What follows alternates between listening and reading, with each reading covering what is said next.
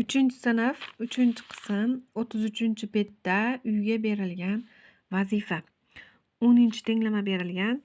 X qo'shuv 1 detsimetr 3 santimetr ko'paytiruv 2 barobar 6 detsimetr 4 santimetrga teng.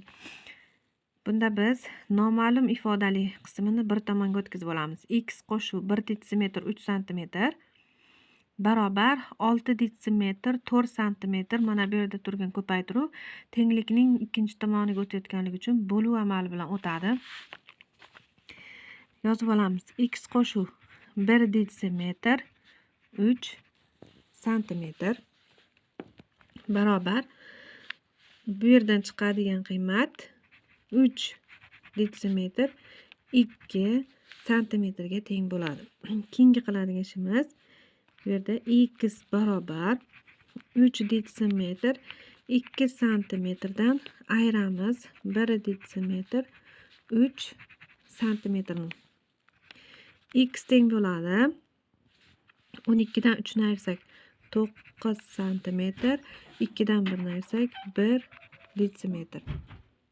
Yechimni to'g'ri topganligimizni tekshirib ko'ramiz.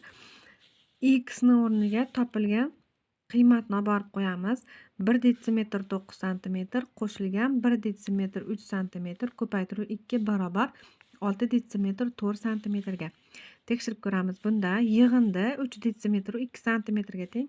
Uni 2 ga ko'paytirganimizda 6 detsimetr 4 santimetrga teng. Demak biz tenglamani to'g'ri yechibmiz. Ikkinchi tenglamaga o'tamiz. 9 santimetr 2 millimetr ayru y qavs ichida bo'luv 3 barobar 2 santimetr 8 millimetr. 9 santimetr 2 millimetr ayru y tenglikning bir tomonida, ikkinchi tomoniga 2 santimetr 8 millimetrni 3 ga ko'paytirib qolib o'tamiz. Sababi tenglikning bergi tomonda turgan bo'luv 3 tenglikning ikkinchi tomoniga ko'paytiruv 3 bo'lib o'tadi. Keyingi qiladigan ishimiz 9 santimetr 2 millimetr ayru y o'z o'rnida qoladi va ko'paytmani topamiz. 8 santimetr 4 millimetr. Bunda y teng bo'ladi 9 santimetr 2 millimetrdan 8 santimetr 4 millimetrni ayirganimizga. Y teng 8 millimetr. Tenglamani tekshirib ko'ramiz. Tekshiruv chizig'ini chizib oldik. Qavsning ichidagi ifodani yozamiz. Y ning o'rniga 8 millimetrni yozamiz. Qavsni yopamiz. Bo'luv 3 barobar 2 santimetr 8 millimetrga. Bunda ayirib olganimizda chiqadigan qiymat 8 santimetr 4 millimetrga teng bo'ladi. Va buni 3 ga bo'lamiz.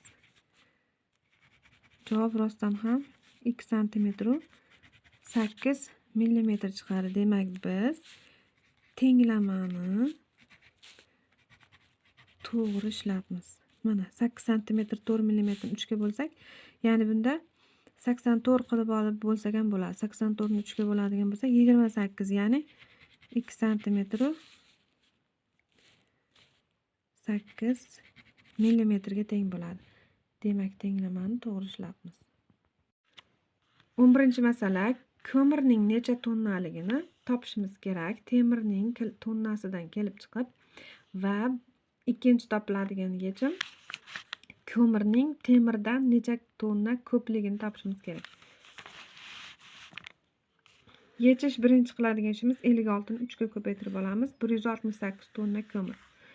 Ikkinchi ishimiz 168 tonna ko'mirdan 56 tonna temirni ayirib olamiz. Bunda 112 tonna chiqadi javob. Demak, javob ko'mir temirdan 112 tonna ko'p.